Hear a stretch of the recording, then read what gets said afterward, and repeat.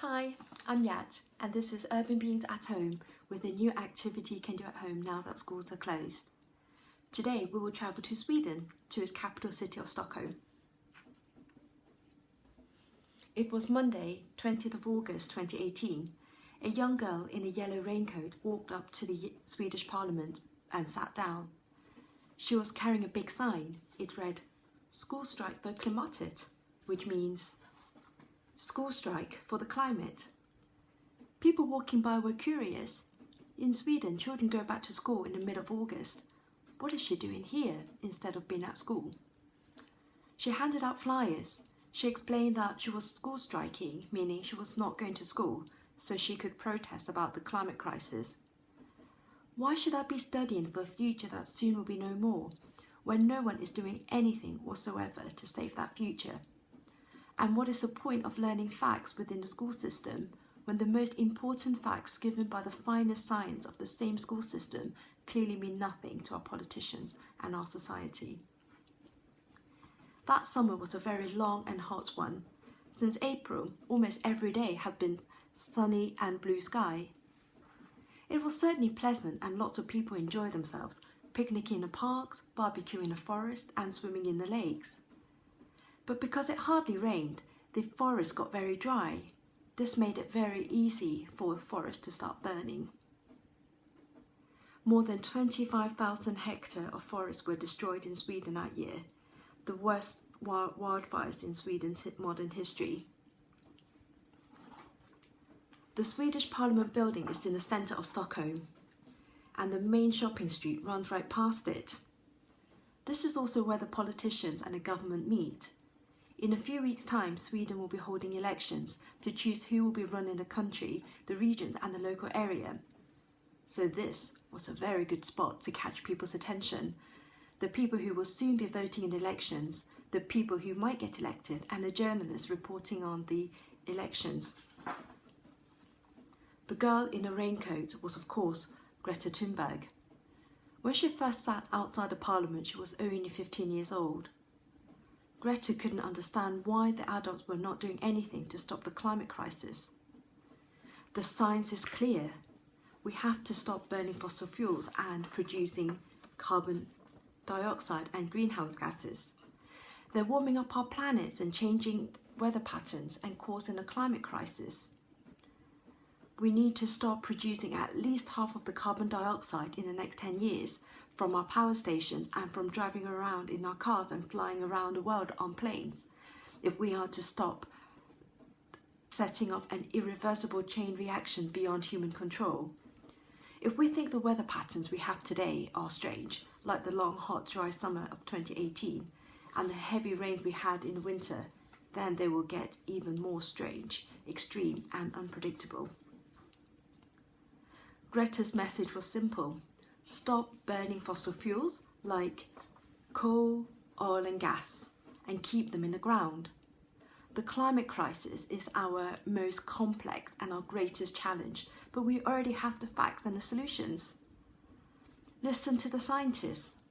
Listen to the Intergovernmental Panel of Climate Change, the IPCC, a part of the United Nations with lots of scientists looking at the facts and solutions of climate change.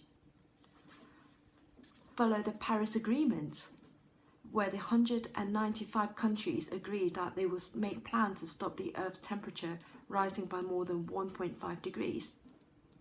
The countries agreed they will reduce greenhouse gases and absorb more carbon than they produce and become carbon neutral by 2050. Carbon sinks such as forests, soil and oceans are very good at storing carbon. Soon, other children started to school strike with Greta, not only in Sweden, but all around the world. School children marched on the streets every Friday afternoon to school strike for the climate. Fler dagar för framtiden, also known as Fridays for Future. 2 months after Greta first sat down in front of the parliament, Greta was addressing a big crowd in front of Parliament Square in London. Another month later, she gave a TED talk in Stockholm. The month after, she spoke at the United Nations Climate Change Conference in Poland. And the next month, she talked to leaders of the richest countries in the world at the World Economic Forum. She urged the leaders to act now because our house is on fire and that our planet is in crisis. 1 year on since she sat down at the Swedish Parliament by herself, more than 4 million school children have joined her Fridays for Future marches, and lots of adults join them too. In 2019, she was awarded the Time magazine's The Person of the Year and nominated for the Nobel Peace Prize. The Collins Dictionary announced the word school strike was the word of the year. Greta's book is called No One is Too Small to Make a Difference. She has shown that even a child could have her voice heard, inspire a global movement and get the adults to listen. There's still a lot to be done to stop our climate from going beyond the tipping point, and every one of us can make a difference. This week I have explained how we can protect our environment, such as by switching off our lights and maybe our devices too. Produce less air pollution, not use chemicals that destroy our ozone layer, and to plant lots of trees.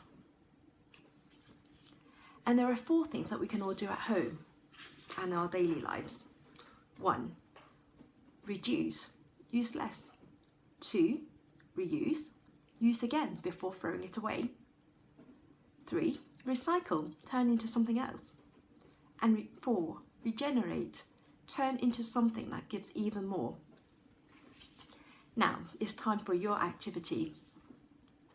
Make a table of the things that you can reduce, reuse, recycle and regenerate. Look around for things in your house. What can you cross off the shopping list? What can you find in the bin that can be reused again? Once it has been reused, can it be recycled? Remember to separate any materials that can't be recycled together.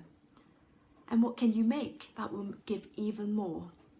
For example, can you grow a plant or vegetable which can absorb carbon dioxide and you can eat too? Take good care of this list and keep updating it over the Easter holidays. Will you notice that your rubbish bins get less full quickly? Do you notice any changes you're making in your life? The Easter holidays will start next week, so there won't be any more new videos from me over the holidays. Enjoy your break. Bye bye.